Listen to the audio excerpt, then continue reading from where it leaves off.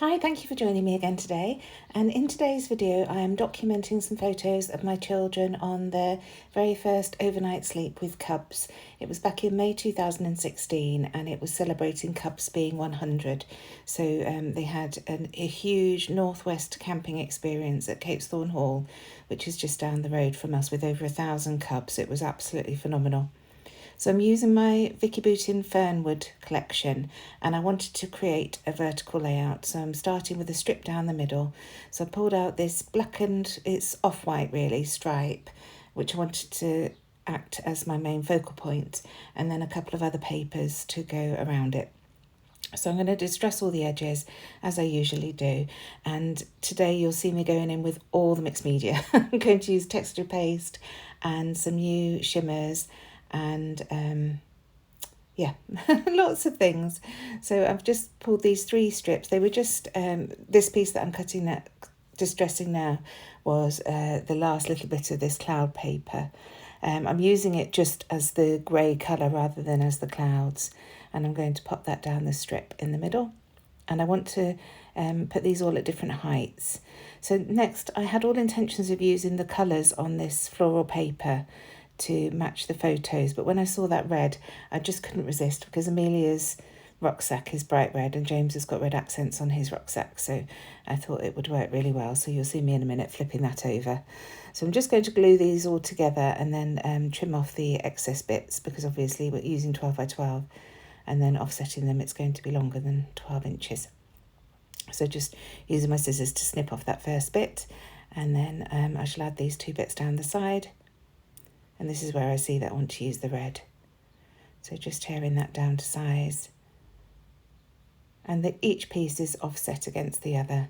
And still toying with using the florals, but decide I definitely want to use the red here. So just tearing that off. And that's my main central piece that the photos will sit on either side of. So again, just trimming down the bottom. And I want something else, and I know that it's not quite right, and in the end I do cut off one of the branding strips from one of the other papers, which is a gorgeous teal, this one here with polka dots, and I'm just going to pop that behind this entire mat, and it just pokes out the top and bottom, and I really feel that that finishes it off. I think there wasn't quite enough colour there, it was very drab, and I do want to bring some brighter colours in to this, so just getting that all stuck down now. So as I say, just putting that behind and then getting that stuck down, and just using a mixture of my Sticks 2 tape runner and also my wet PVA glue here. And then adding that last piece there. So once that's stuck, I can map my photos and work on my mixed media background. So first of all, positioning where I want those photos to go. This is one of the new circle webs from JD3D. He's laser cut these from card. They're absolutely stunning. We've got them at Hey Little Magpie. So do go and check those out. So we'll be using that, but at the moment I just want to add pencil lines where the photos and that main strip of papers are going, so that I can add my texture paste and then my mixed media. And these pencil lines give me an indication of where to add that texture paste. So just making sure that it's all outlined. And there you can see the lines there. So I'm coming in with this Vicki Boutin stencil. I can't remember if this was from the Fernwood collection or not. I suspect it might have been. But I just wanted to bring in those florals. They're outside, so I just thought that would be a really nice pattern to bring into the background. And you don't see much of it. It just adds a little bit of something. So just smearing the texture paste around where the photo will sit. There's no point in putting it underneath. It just adds texture, obviously. Just adds some bumps that makes it more difficult to stick the photo down onto. So now I've worked on the left hand side, I'm going to continue on the right. Obviously a larger patch here because the photo is lower down. And finally another little bit at the bottom here. And I want to take it right off the page, so going right down to the very bottom of the page. Now that's slightly dry. It doesn't take very long at all. It's very warm weather here at the moment. excuse me, I'm coming in with Shimmerz Paints Colour Splash. It's a new product from Shimmerz, so I just got a couple to try. These colours aren't perfect with this photo, but it really brightens up the overall effect of the layout, so I am very pleased with it. And obviously mixing the blue and yellow bring out the green as well, and I wanted to have those three colours there. So I've got the blue is Rockin' Robin and the yellow is Squeeze the Day, and they're glossy acrylic sprays and they work beautifully. So I'm just using the excess on my brush to splatter around there, and then I've moved it to one side to dry. And again, they don't take too long to dry, but the overall effect is absolutely stunning. I'll definitely be stocking those at Hey Little Magpie. They're beautiful paints, so if you're in the US, do go and get some from Shimmerz. They're really nice paints. So just matting my photos onto some white cardstock just to provide that little white edge that I like to have at the moment on my layouts. It just provides some definition on those photos and separates it from the pattern paper that goes behind. And just trimming those and making sure they're okay, and then I shall mat those onto this paper from the 6x8 paper pad. I really like this paper because it graduates from the grey tone at the top, the creamy grey, down to the red. So I wanted that grey at the top and then the red at the bottom. And you can see it's obviously not wide enough for two 3x4 photos. So I'm just overlapping the photo at the edge because these are going to be tucked under that paper strip in the middle. So it doesn't matter that it doesn't provide a border all the way around the photo. Just trimming off the excess there, and I'm not going to distress the edges again because that central column is so distressed. I decided that these would be better just plain. So now that that's dry, I can bring in the central column and stick that down onto the page. And you can see all the colours in those paints. It's absolutely beautiful. Really pleased with how that turned out. And my pencil lines give me a guide as to where to stick that, so that's perfect. And now just tucking those photos underneath. And look at how those colours peek out from behind the photos. It's beautiful. So now bringing that circle web back in, and I'm cutting it in half. You do get a pack of 9, but I'm still cautious with what I use. There's no point in tucking it all behind something. So just having a play to work out where I want them to go, but I do want them to sit against that central column. I just think that works best. So now that's down, I'm bringing in some leaves. They've been created with white cardstock and using one of the new dies at Hey Little Magpie. I love these white leaves. You can get these leaf dies everywhere. And they just add, again, a little bit of texture and movement on the page. I'm toying with using that dandelion, but it doesn't work in the end. So just adding some circles around the page that I've punched previously from the 6x8 paper pad. And I really like this vellum piece that says Dream, so that will go underneath the picture of the two of them. And then this little word strip that says Happy Place. I just like that. And it's bringing in that red.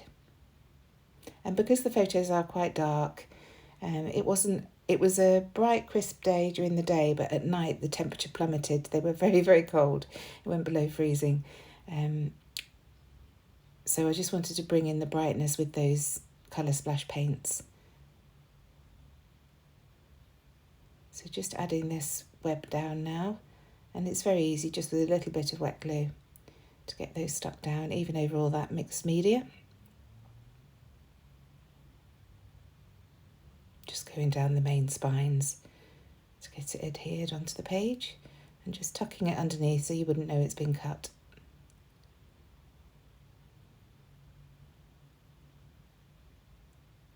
So using my tape runner to stick that vellum down because that doesn't show through the vellum. It's quite a dark piece anyway, so that works.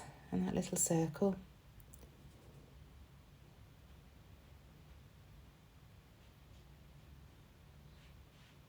I decide against that dandelion, as I say. So just sticking these die cuts down before I carry on with anything else. And I have cut out some vellum butterflies and moths from the speciality paper that came with this Fernwood collection. And you'll see me bringing those in a minute. And they really add that pop of colour across the layout.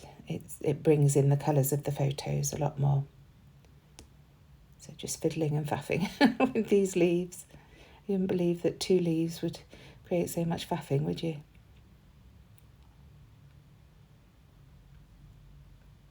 So just trying to work out where to put this circle. I decide on adding it just there.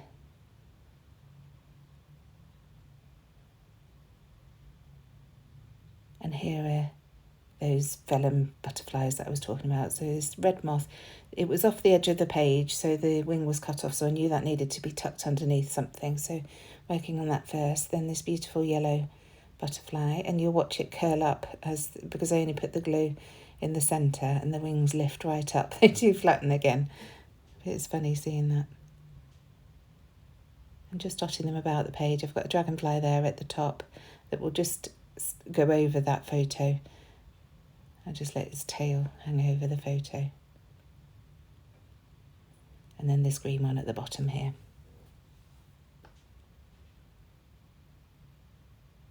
I love these wood sunglasses that James has created on his JD3D brand. So just bringing some of those in, because the kids did look so cool. I just thought they looked sweet on there. And now I'm going to work on the title. So first of all, using my gorgeous Florence alphabets from Bella Boulevard to write Cubs 100. And then I'm going to use my second favourite alphabet, which is the Doodlebug Puffies, to add Capesthorne Hall, which is where they were. And that just fits really nicely on there. I was lucky this time. So now bringing in some of the puppies from Hey Little Magpies. So this beautiful blue star just goes in that cluster at the bottom there. And then I'm going to bring in some of the embroidered flowers as well. This is a little tray that I'm keeping all my ephemera. Julie Taylor on my design team showed it in our Hey Little Magpie Chat and Inspiration group on Facebook. So I had to go and get one to add my bits and pieces. It's so much easier having them on my desk rather than tucked away in a drawer. So that you can see my wood drawer there. So I'm just adding 3 mini chevrons and the heart geotag. I just love these mini chevrons. I really think they bring something to the page. So I'll add 3 at the bottom here, and then I'm going to add another 3 underneath the other photo just to balance it out. If you've watched my videos before, you'll know I do enjoy, if I create something on one side of the page, I try and mirror on the other, just for continuity of design. And I definitely like these chevrons in groups of 3. I must try and use more or less. Just adding that last one down. And these provide a really nice dimension and colour to the page. So now looking through the sticker book to see what else I can add, and I add a little tab up here and I just handwrite the date on there. There's not a great deal of room on here to add journaling and dates and things, so I'm just using the space that I've got, and I shall add my journaling up the sides of the photos. I've not done that for a while, but it's a great way if you haven't got a lot of space and you don't want to change the shape of your design too much. So just adding a couple of word phrases here, happy time at the top, and then do it by that geotag at the bottom. So here with the journaling, and I just put your first Cubs camp and you were so excited, and then on the second photo, over 1,000 cubs from across the northwest all camping. And that's it. I hope you've enjoyed this video, something a little different from me, and I shall see you again on Sunday. Thanks again. Bye.